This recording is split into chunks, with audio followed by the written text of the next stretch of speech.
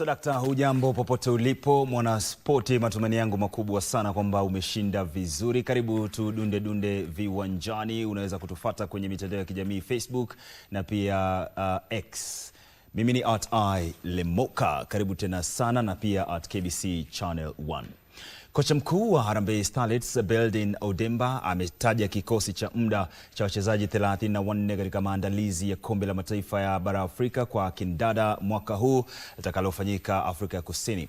Timu hiyo inatarajiwa kuripoti kambini Jumapili hii kuanza maandalizi ya mashindano hayo yatakayoanza tarehe 17 mwezi Machi hadi 3 Aprili mwaka huu. Wachezaji 10 kutoka kambi ya hivi karibuni ya ndani wamepata nafasi katika kikosi cha muda, akiwemo Anedi Kundu, Medina Abubakar na Launa Nyabuto wa Police Bullet.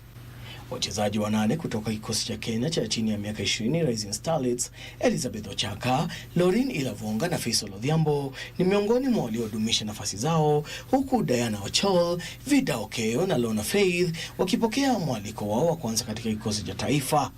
Wachezaji wenye uzoefu Gentrix Shikangwa na Lona Nyarida wamerejea katika kikosi cha taifa, wakiongeza kina cha ushindani, huku timu ikiendelea kujijenga kuelekea kutaja kwa kikosi cha mwisho. Kenya itakuwa ikirejea katika mashindano hayo kwa mara ya kwanza tangu mwaka 2016, huku msisitizo ukiwa katika maandalizi madhubuti na ushindani mkali dhidi ya timu bora barani Afrika.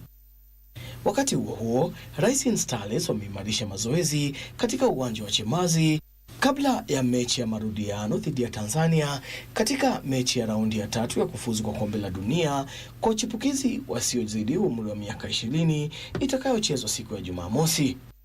Timu hiyo iliandikisha ushindi wa bao 1-0 dhidi ya Tanzania kwenye mechi ya mkondo wa kwanza jijini Nairobi, na sasa inalenga kupata ushindi au sare ili kufuzu kwa raundi inayofuata.